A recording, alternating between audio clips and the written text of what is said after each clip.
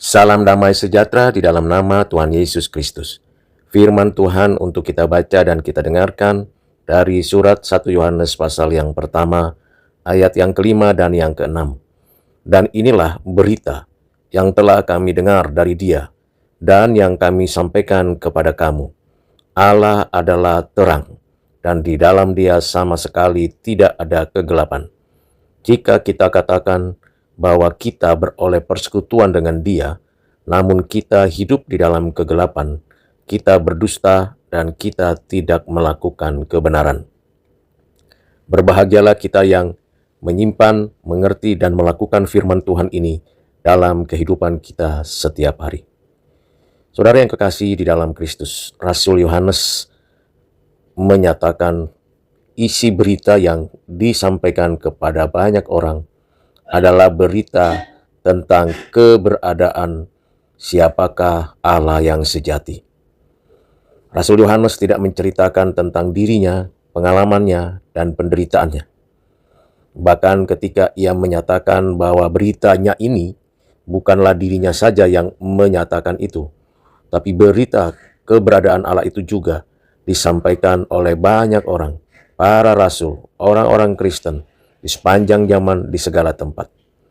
Inilah yang bisa merupakan salah satu penguji apakah kita seorang Kristen yang sejati, yang memberitakan hanya Allah saja, bukan diri kita, keberhasilan kita, kegagalan kita, atau pengalaman diri kita.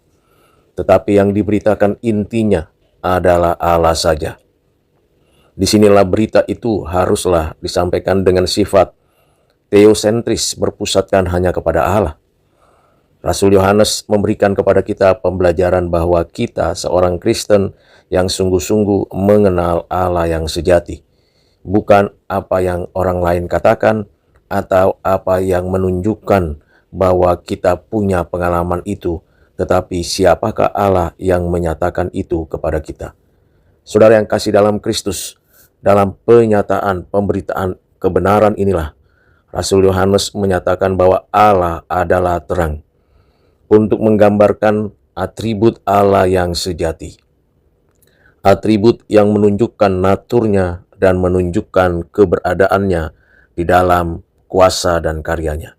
Allah adalah terang, artinya di dalam dirinya tidak ada kegelapan. Dan di dalam dirinya yang personal itu, yang mengerti dan memahami segala apapun, yang maha tahu, maha kuasa, dan maha hadir, yang tak terhampiri itu, adalah Allah yang terang, yang menerangi segala ciptaan, yang menerangi alam semesta. Dirinya lah sumber terang, bukan yang dijadikan terang, tapi padanya lah terang itu ada. Namun kita harus berhati-hati. Kita tidak bisa menjadikan atribut sebagai subjek keberadaan Allah. Seperti ini, kita tidak boleh mengatakan bahwa terang itu adalah Allah, karena terang itu adalah atributnya Allah, tetapi bukan keberadaan dari dirinya Allah. Antara keberadaan Allah yang pada dirinya, yang memancarkan terang, yang pada dirinya adalah terang, itu merupakan kemelekatan pada diri Allah, bukan keterpisahan. Benar bahwa Allah adalah terang. Dan kalau kita sudah bersekutu dengan Allah, persekutuan kita dengan Allah hanya di dalam dan melalui Tuhan Yesus Kristus. Itu sebabnya Tuhan juga mengatakan kepada murid-muridnya, "Aku adalah terang, dan terang yang menerangi seluruh dunia, terang yang menerangi hati manusia yang gelap." Di dalam terang itulah kita bisa mengetahui warna, dan kita bisa mengerti keadaan, dan bisa membedakan yang mana yang unik dan yang mana yang berfungsi. Dalam hal inilah kita menyadari dan bersyukur karena Roh Kudus yang memberi penerangan di dalam hati. Dan kita di dalam Kristus disatukan oleh Roh Kudus untuk membangun sebuah persekutuan kita dengan Allah kembali. Karena kita berdosa, kita bercerai dari persekutuan itu dan kita memberontak karena keberdosaan itu. Allah yang terang tidak akan bersatu dengan kegelapan, tetapi karena anugerah belas kasihan dan kemurahan hati Allah di dalam Kristus oleh Roh Kudus, kita diperdamaikan, disatukan kembali, dipersekutukan dengan Kristus, sehingga kita sungguh di dalam terang. Persekutuan dengan Kristus itulah yang membuat dan memberikan kepada kita hidup di dalam terangnya Allah, dan kita adalah anak-anak terang. Nah, di sini Rasul Yohanes memberikan kepada kita teguran sekaligus sebuah tuntunan. Kalau kita memang hidup di dalam terang, maka kita hidupnya melakukan kebenaran. Sebaliknya, kalau kita hidup di luar terang, di dalam kegelapan, kita hidupnya senantiasa berdusta. Di sini ada korelasi antara terang, hidup, dan kebenaran, serta korelasi antara gelap, kematian, dan dusta. Dalam dua kategori ini saja manusia dibagi di dalam kehidupannya. Tidak ada manusia yang netral. Kalau tidak berpihak kepada Tuhan Allah, ia berpihak kepada kegelapan dunia ini. Saudara yang kasih dalam Kristus, Rasul Yohanes memberi penegasan, kita hidup dalam terang, kita melakukan kebenaran. Tiga kata yang sangat esensial di dalam kenyataan kehidupan orang-orang yang bersekutu di dalam Kristus. Kita hidup, kita bukan makhluk yang mengalami kematian lagi. Kita bukan orang yang hidup dalam kematian lagi. Kita berada dalam kehidupan Allah.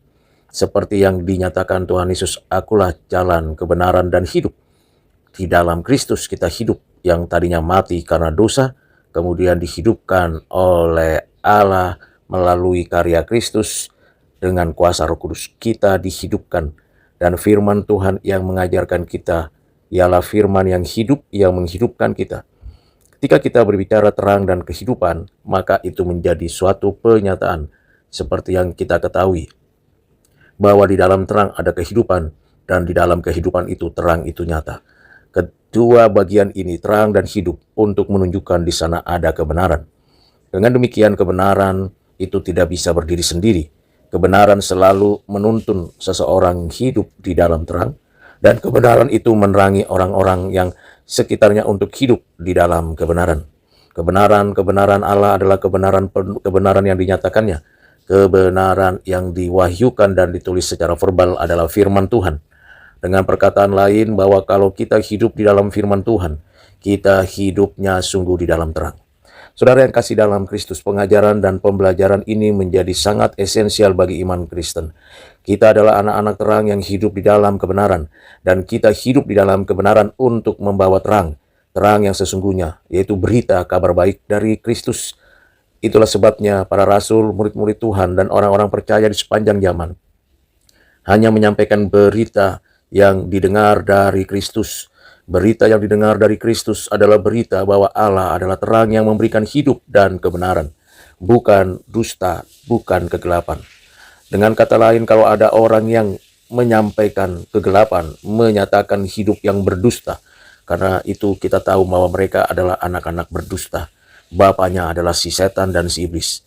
Rancangannya adalah celaka. Sementara kita orang-orang Kristen adalah orang-orang yang hidupnya di dalam terang, menyatakan hidup, menghidupkan orang yang letih lesu, membawa kebenaran, menghidupkan kebenaran, dan melakukan kebenaran.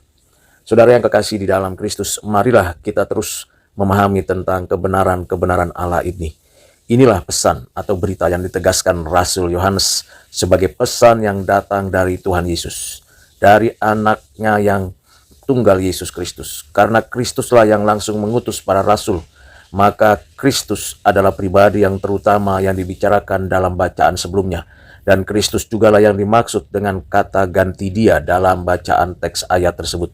Para rasul dan hamba-hamba Tuhan di zaman rasuli adalah utusan Tuhan Yesus. Merupakan suatu kehormatan bagi mereka. Kehormatan utama yang mereka agungkan untuk menyampaikan pikiran dan pesan-pesan Kristus kepada dunia dan kepada jemaat dimanapun berada. Inilah hikmat dan ketetapan sekarang dari Tuhan Yesus, menyampaikan pesan-pesannya kepada kita melalui orang-orang seperti kita sendiri. Kristus yang mengenakan kodrat manusia berkenan untuk menghormati bejana-bejana tanah liat, sudah menjadi keinginan besar para rasul untuk didapati setia dan menyampaikan dengan setia semua tugas dan pesan yang mereka terima. Apa yang sudah disampaikan kepada mereka, ingin sekali mereka beritakan dan beritahukan kepada banyak orang. Sebuah pesan yang datang dari firman hidup, dari firman kekal, haruslah kita terima dengan senang hati. Dan pesannya sekarang adalah berkenan dengan kodrat Allah yang harus kita layani, dan yang dengannya kita harus mendambakan persekutuan yang erat dan seerat-eratnya, bahwa Allah adalah terang dan di dalam dia sama sekali tidak ada kegelapan. Pesan ini menegaskan keluhuran kodrat ilahi. Dia adalah segala keindahan dan kesempurnaan yang dapat digambarkan kepada kita melalui terang, kerohanian, kemurnian dan kebijaksanaan, kekudusan dan kemuliaannya, utuh, tak terpisahkan dan berasal dari dirinya sendiri. Dan pesan ini juga menegaskan mutlak dan utuhnya keluhuran dan kesempurnaan itu di dalam Dia. Tidak ada cacat atau ketidaksempurnaan. Tidak ada campuran dengan apa saja yang asing atau bertentangan dengan keluhuran yang mutlak. Tidak ada perubahan. Tidak pula ada kemungkinan untuk menjadi rusak. Di dalam Dia sama sekali tidak ada kegelapan. Atau pesan ini mungkin lebih berhubungan langsung dengan apa yang biasanya disebut sebagai kesempurnaan moral dari kodrat ilahi, yaitu apa yang harus kita tiru, atau apa yang secara lebih langsung mempengaruhi kita dalam pekerjaan Injili kita. Dalam pengertian ini, maka pesan itu mencakup kekudusan Allah, kemurnian mutlak dari kodrat dan kehendaknya, pengetahuan yang menusuk sampai ke dalam, serta kecemburuan dan keadilannya, yang menyalakan api yang amat terang dan berkobar-kobar. Sudah sepantasnya kepada dunia yang gelap ini, Allah yang agung digambarkan sebagai terang yang murni dan sempurna. Tuhan Yesuslah yang paling baik membukakan kepada kita nama dan kodrat Allah yang tak terselami. Anak tunggal Allah yang ada di pangkuan Bapa, Dialah yang menyatakannya.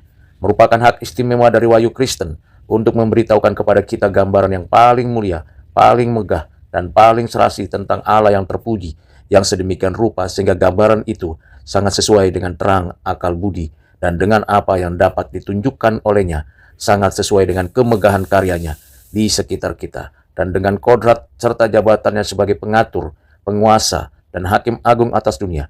Apalagi yang bisa dimasukkan berkenan dengan segala sesuatu yang mencakup kesempurnaan seperti itu ke dalam satu kata selain hal ini, bahwa Allah adalah terang dan di dalam Dia sama sekali tidak ada kegelapan.